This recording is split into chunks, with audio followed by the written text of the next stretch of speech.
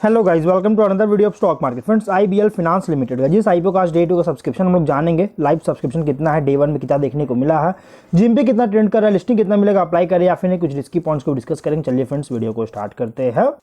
तो गाइस, ये जो आईपीओ है 9 जनवरी मतलब कल के दिन ओपन हुआ और 11 जनवरी कल के दिन क्लोज किया जाएगा। 3 डे आईपीओ और सेकंड डे है और 33.41 करोड़ का फिक्स प्राइस इशू आईपीओ जो कि फ्रेश इशू किया जा रहा है 65.5 लाख शेयर्स का इशू करके। अलॉटमेंट डेट फाइनलाइज किया गया 12 जनवरी का।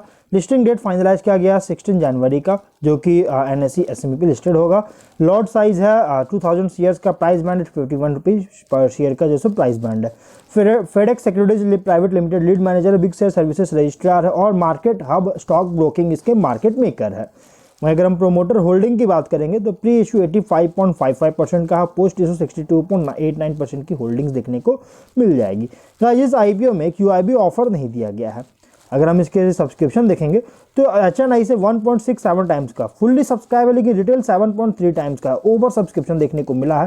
टोटल 4.64 टाइम्स का ओवर सब्सक्रिप्शन डे 1 में बहुत ही स्ट्रॉन्ग सब्सक्राइब है रिटेल की तरफ से। अगर हम इसके जीएमपी की बात करें तो इसका जीएमपी अब तक अपडेट नहीं किया गया, इसलिए लिस्टिंग बता पाना पॉसिबल नहीं है।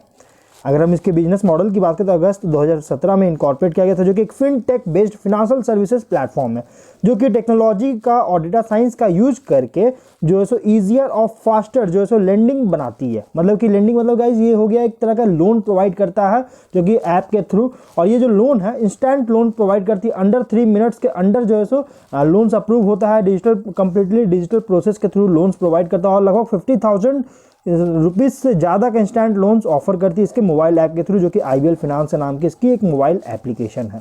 और 31 मार्च 2023 के अकॉर्डिंग 1,63,282 पर्सनल लोन्स डिसबर्स कर चुका है, जो कि अराउंड 71 करोड़ के आसपास का अमाउंट निकल के आता है। और 23 के फिनेंशियल के अकॉर्डिंग जो IBL instant personal loan app जो है इसका, मतलब इसका खुद का ऐप है आईबीएल इंस्टेंट पर्सनल लोन।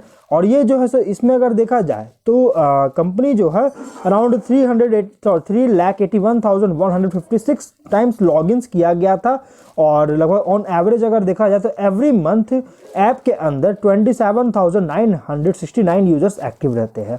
तो कह सकते हैं इसका बिजनेस थोड़ा सा अच्छी देखने को मिल रही है, लेकिन एक प्रॉब्लम है इसकी हाईली कॉम्पिटिटिव फ्रैगमेंटेड सेगमेंट में बिजनेस कर रही है, क्योंकि ऑलरेडी मार्केट में बहुत सारे ऐसी फिनटेक कंपनी है जो कि लोन्स वगैरह प्रोवाइड करती है। फिनटेक मतलब बेस्ड जो है फिनेंशियल सर्विसेज प्लेटफॉर्म में जो कि लोन्स प्रोवाइड करती है।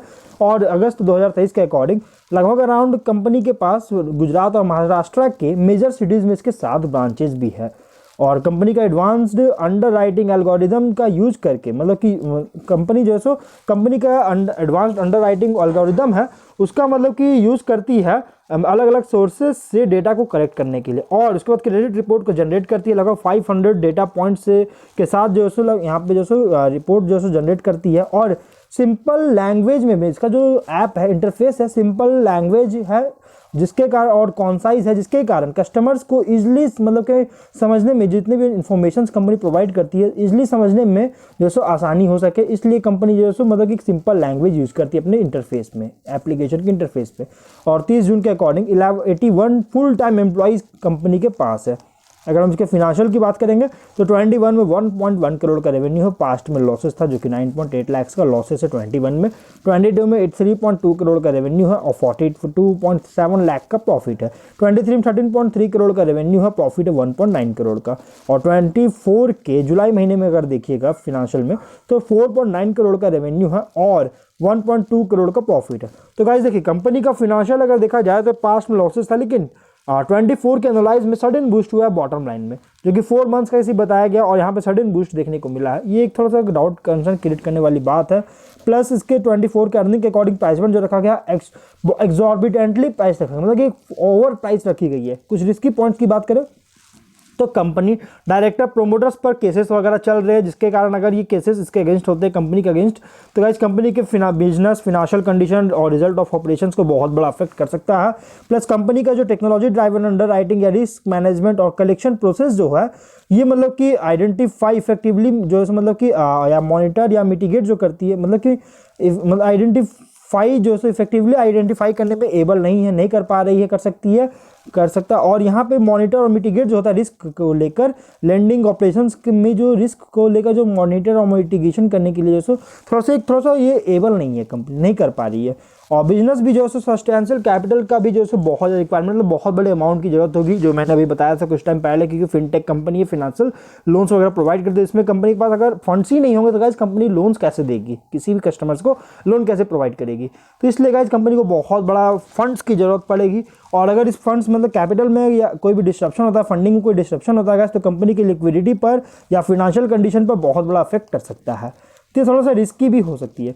और ऑब्जेक्टिव क्या है, तो कंपनी जो है कंपनी की जो टियर 1 कैपिटल बेस है उसको ऑगमेंट करके फ्यूचर कैपिटल रिक्वायरमेंट्स को मीट करना चाहती है, जो कि बिजनेस और एसेट्स के ग्रोथ के लिए जरूरी है और जनरल कॉर्पोरेट पर्पस के लिए आईपीओ लायक है। तो कि overall company highly competitive fragmented segment में ऑपरेट कर रहा है, जो कि financing self employed under served masses और फिनटेक बेस्ड ऐप के थ्रू किया जा रहा है। अर्निंग के अकॉर्डिंग बहुत ज़्यादा प्राइस बैंड रखा गया, जो कि और इसकी जो मार्जिन सस्टेनेबिलिटी देखने को मिला है, स्थिरता देखने को मिल रही है, ये भी कंसर्न रेज करने वाली बात है। कंसर्न थोड़ा सा कर सकता है मतलब कि, और इसलिए गाइज एक बहुत बड़ा रिस्की आईपीओ। और यहाँ पर अगर जो रिटेल में जो सब्सक्राइब किया गया है इतना ओवर, तो गाइज मेरे अकॉर्डिंग ये कॉर्पोरेटर का गेम लग रहा है, मतलब इसमें जो छोटे मोटे इन्वेस्टर्स होते हैं उनको फंसाने का प्लान लग रहा है। तो इसलिए गाइज मैं कहूँगा आप इसको पूरी तरह से स्किप कीजिए, इससे मतलब कि दूर ही रहिएगा। इसके अलावा एक और कंपनी है मेन लाइन आईपीओ, जो किसी के साथ ओपन हुआ था, जिसका नाम था ज्योति सीएनसी ऑटोमेशन लिमिटेड। इस आईपीओ में आप अप्लाई के बारे में सोच सकते हैं, सेकंड डिसीजन ले सकते हैं, लेकिन गाइज इस आईपीओ मैं कहूँगा पूरी तरह से इग्नोर कीजिए। तो हम लोग जो है वीडियो कहीं पर एंड करते हैं। अगर कोई डाउट है कमेंट बॉक्स में पूछे। मिलते हैं नेक्स्ट वीडियो में। Till then bye bye.